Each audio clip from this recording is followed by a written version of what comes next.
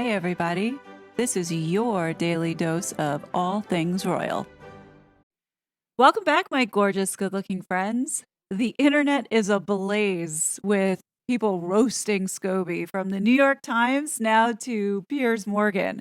And this article I have been waiting with bated breath to read. So let's read this together because I'm sure it's going to be good. So, just posted on The Sun, Piers Morgan writes, the word lickspittle is one of my favorites in the English language.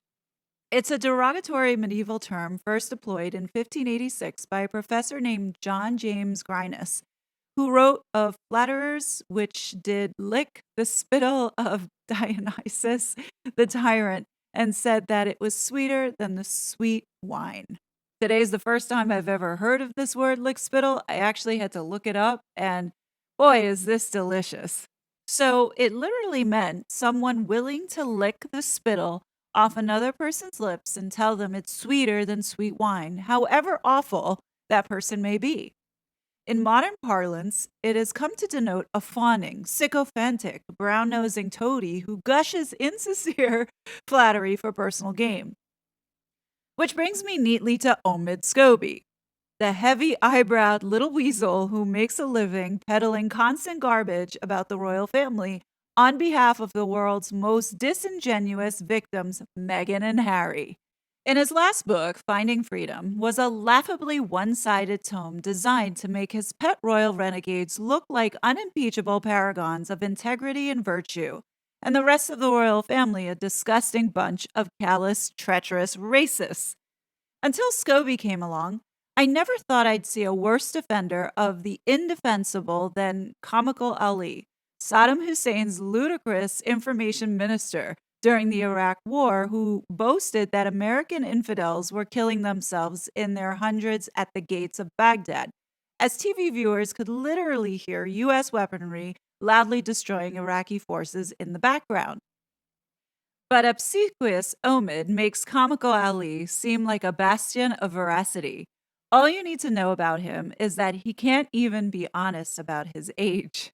In 2020, he told journalist Andrew Billen that he was 33, when in fact he's 38. He then tried to lie about his lying, insisting he never told Billen his false age until Billen confirmed it was all on tape. That was unfortunate and naive of me, Scobie told the Times this week. You live and learn. Do you, obsequious Omid? In the same Times interview, he said he never uses private jets until the interviewer said she'd seen a recent photo of him on his Instagram showing him on a private jet. Okay, that was a private jet, he admitted, but that was only going from LA to Palm Springs. It was very short. Only a little high then. The damning photo was swiftly deleted from his Instagram. Why does Scobie fork-tongued bullshit? Sorry. Why does Scobie's fork-tongued bullshit about his own life matter?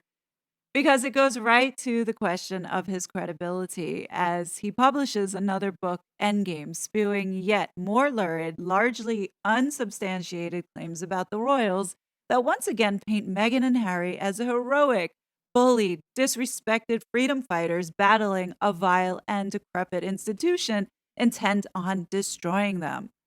For the past week, there's been a constant drip feed of damaging revelations from both the book and Scobie himself on his promotional tour.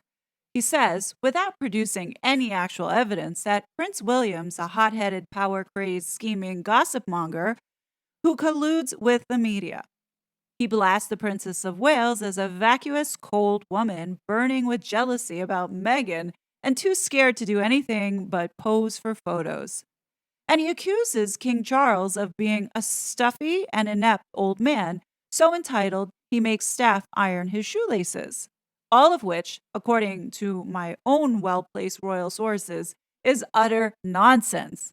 And I believe them, not Scobie. Why? Well, because he lies about me too.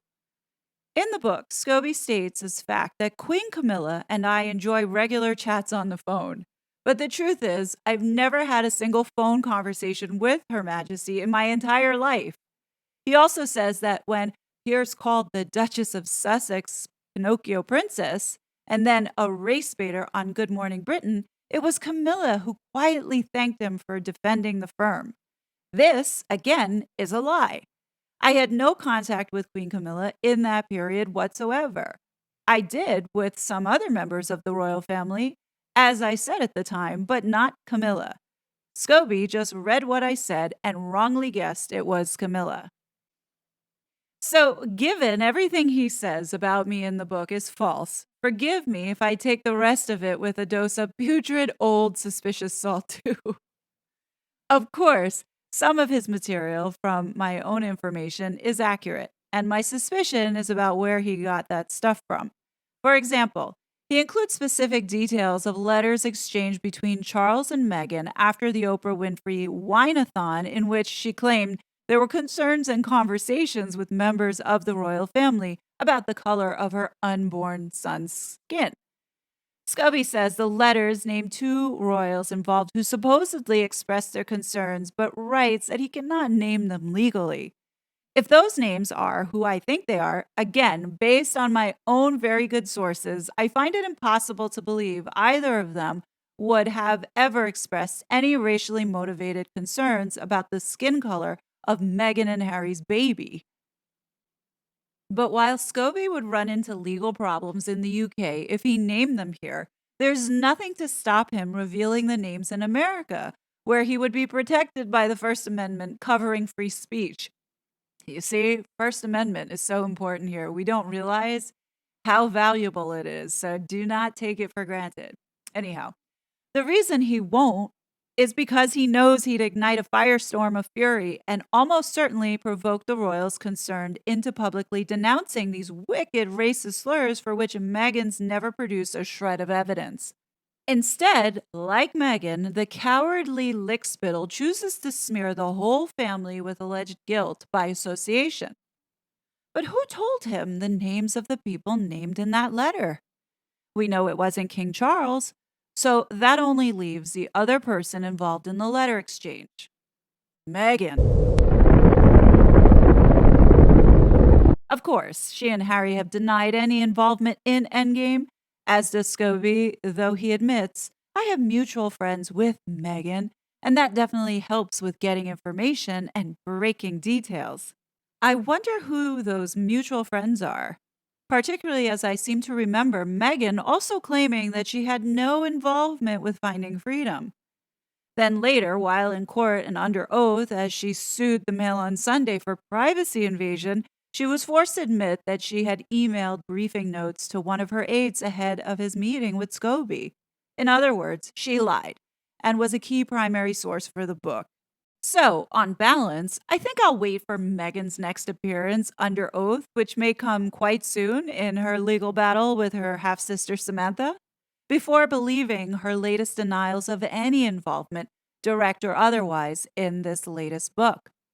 But what is undeniable is that obsequious Ahmed is intent on causing as much damage as he can do to a royal family still reeling from the death of their matriarch, Queen Elizabeth II, and on self promoting and enriching himself in the process. All while we're supposed to believe Meghan and Harry are keen to build bridges with the royals and even want to spend Christmas with them at Sandringham, which seems about as likely as me being invited up there to pull a festive cracker. I can't speak for Charles, Camilla, William, or Kate, but if two close members of my family had spent the past few years trashing the rest of us on global media platforms, the only way I'd want to spend Christmas with them is if they were human chestnuts roasting on my open fire. Harry would do well to heed the warning of Dionysus, the tyrant, who was left a broken man by his constant warmongering and got finally bumped off by his own fed up family. Folks, this train wreck is getting worse by the moment. Piers Morgan, great job putting out the facts and setting the record straight and putting this little shit in his place. I mean, like, this is so crazy to watch at this moment, but I'm so entertained. I don't know about you, but oh boy, I think the comeuppance is happening. Everybody is seeing it, and people are speaking out and pushing back, and I'm so happy to see that. What do you guys think? Do you think that this piece was justified? I do. I think it was done brilliantly and good for Piers for standing up and speaking out. Anyhow, leave your thoughts below. We're going to have more content coming out. It's going to be a nonstop slaughter, and I'm here for it. But leave your thoughts below. As always, I will be back with more content. But until then, please be safe, and I'll talk to you later. Bye. It was such a fraud.